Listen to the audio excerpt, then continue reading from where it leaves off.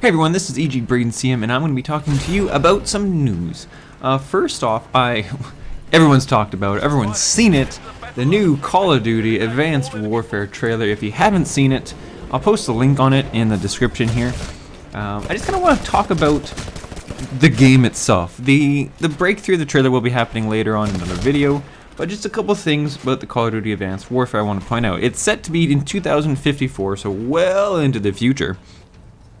Which we've seen before in other types of games, but we'll see how Sledgehammer actually handles this. Sledgehammer is doing this game entirely on their own. There's no connection with Infinity Ward, Treyarch, anybody. It's their game entirely, which is good and bad at the same time. This is really their first go-ahead at a standalone big blockbuster game, so it could go really well, it could go really poorly.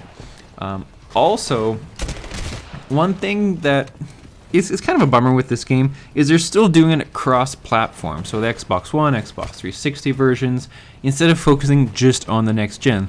I've raised this because this means that, much like Titanfall, if you play the Xbox 360 version versus the Xbox One version, the gameplay, the graphics are substantially different, and it takes time away from the developers and having to code two different versions of the game, because the architecture between the One and the 360 are very different.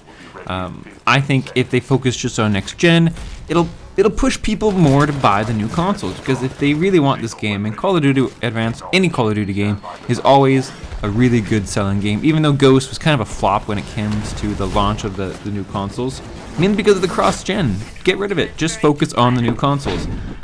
That's a different thing. The next thing about the game is, with games like Titanfall, Elder Scrolls Online, they kind of change the dynamics of multiplayer gaming. And of course, the lack of the campaign within these games, it may change how studios view the campaign. If you haven't played Titanfall, there is basically, there's a campaign mode, but it's really just multiplayer. There is no standalone single-player campaign aspect to it. You get little snippets of the story in the campaign mode, but nothing that actually links everything together really clearly. Now, if they're going to do this with Call of Duty, I don't think so. Multiplayer is a huge aspect of Call of Duty, but people still like the campaign and the little side missions, like how we had Spec Ops before and different things. I think they'll still keep that because it's been a good recipe, but who knows, maybe they'll want to change it up. Also, talking about the game, it's slated for November. That's no surprise. November 4th. The box art looks pretty sweet. Looks like a standard Call of Duty game. Nothing really special. I don't know. Yeah, it looks alright. You got the exoskeleton on it, but that's really about it. It kind of reminds me of the movie Elysium a little bit. If you ever watched it. It has Matt Damon. Matt Damon. Anyway, so that's that little bit. It's yeah, they got some cool weapons in it, but I'll talk about that. We'll talk about that more in the analysis of the trailer. Anyway, moving on. Next thing is Bungie's Destiny information. Now, this game is going to be amazing, no matter how you cut it. Anyways, right now they have announced that they will be doing a beta over the summer.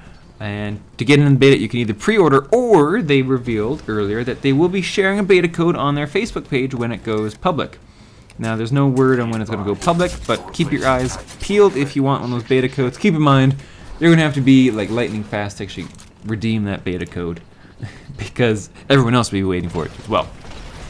Other Destiny news is actually about the multiplayer. A couple things. They said that the level cap might take you between 3 or 4 hours to reach. So this is very different from any other game where, the recipe is that you're going to have to sink many hours into grinding your XP to level up. Be it Call of Duty, Titanfall, Halo Reach, Halo 4, any of those games, they've always been lots of leveling up. It takes a while. Bungie with Destiny decided, no, let's do something else. They want to do quick leveling for each player, for each of your characters, and then after that, it's up to you to discover this world, so to say. Which people may really like.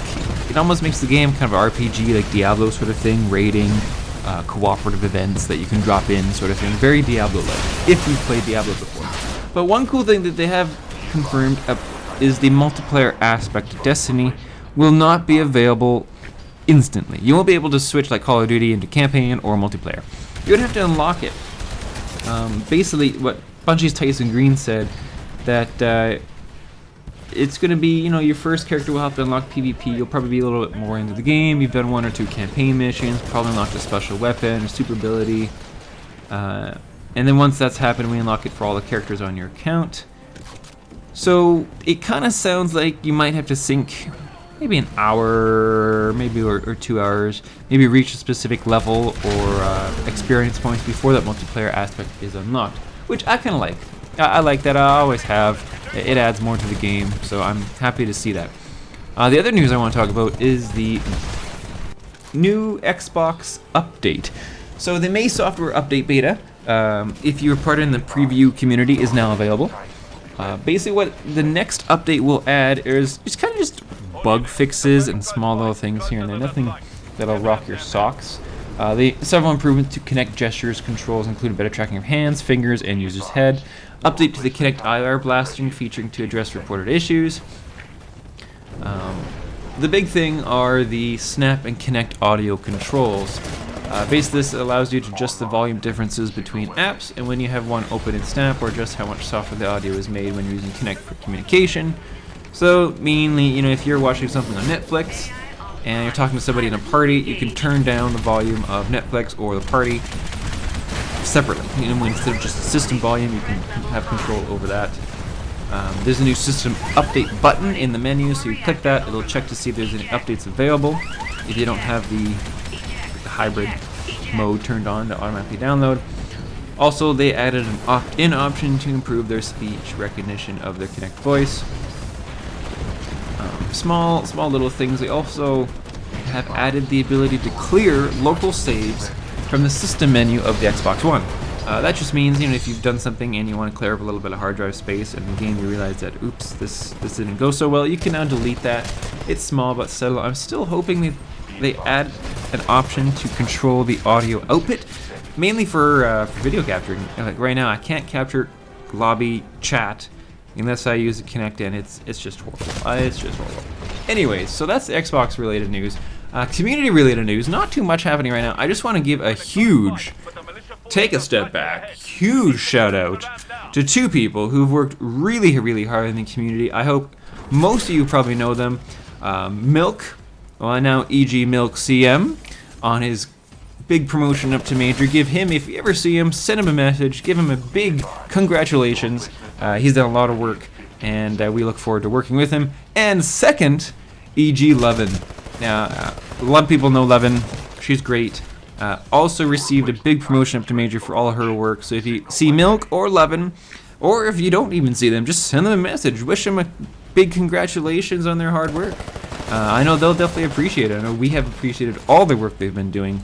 So I just want to give those 2 their individual shout outs today. Also, some little things going on. There is a design team contest running, which is quite funny.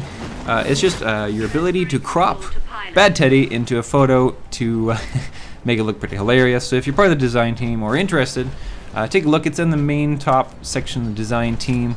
You can head over there and give it a whirl.